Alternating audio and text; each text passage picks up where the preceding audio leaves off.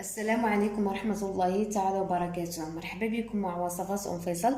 اليوم ان شاء الله غادي نقدم لكم واحد الغريبه اللي كتجي لذيذه وكتجي زوينه بمكونات بسيطه، اللي هي الغريبه ديال الجلجلان والكوك.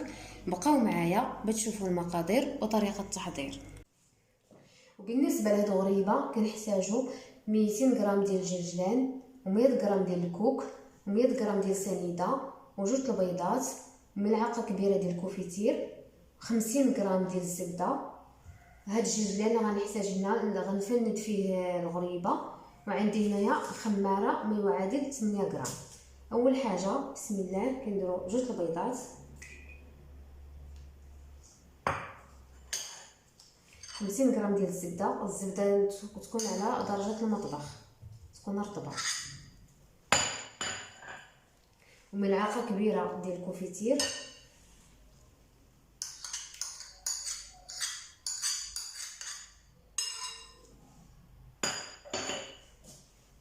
مية غرام ديال سنيده.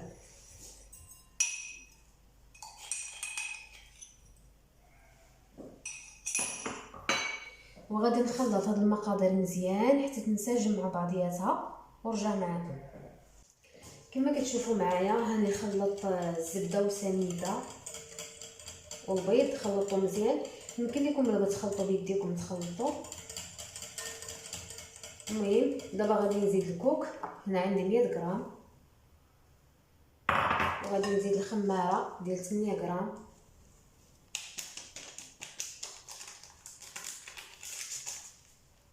غادي نخلط هذا الشيء.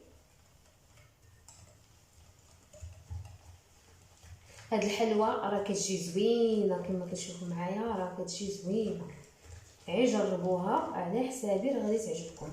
وخصوصا فيها جلجلان، الجلجلان كيعجب الدراري الصغار وكيفتح الشهيه. دابا غادي نضيف 200 غرام ديال الجلجلان،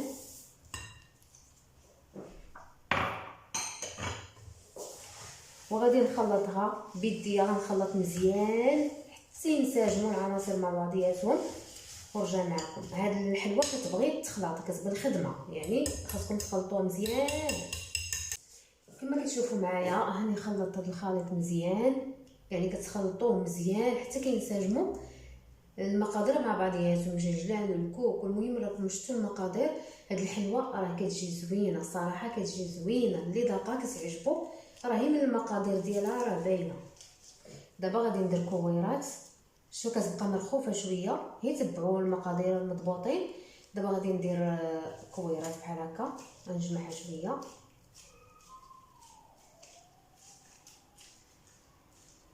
نديرها على شكل غريبه بحال هكا، وغادي نفندها في الجلجلان.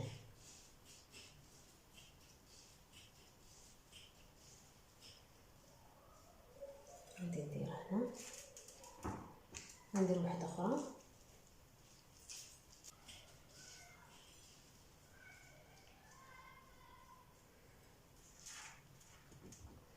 وغادي نستمر على هذه الطريقه حتى نكمل ونرجع معكم.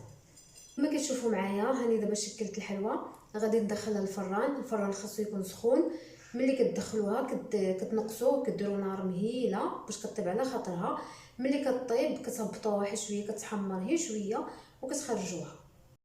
كما كتشوفوا معايا هذا هو الشكل النهائي ديالها. يلا خرجتها من الفران، دابا بردات، كتعطيوها الخاطر، كتخليوها كطيب على خاطرها حتى كطيب، كتهبطوها كتحمر، كتجي هكا، كتجي زوينه مشقه وزوينه.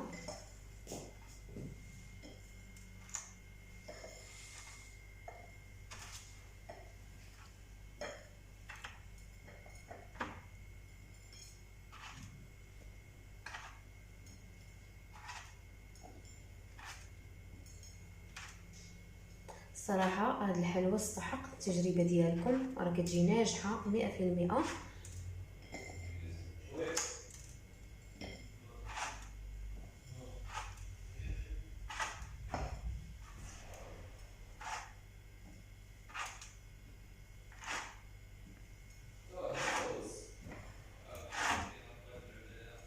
الا عجبتكم الوصفه ديال اليوم كنتمنى تشاركوها مع الاصدقاء ديالكم وديروا لايك، وخلوا لي في التعليقات كيفاش جاتكم، والى اللقاء مع وصفه جديده ان شاء الله.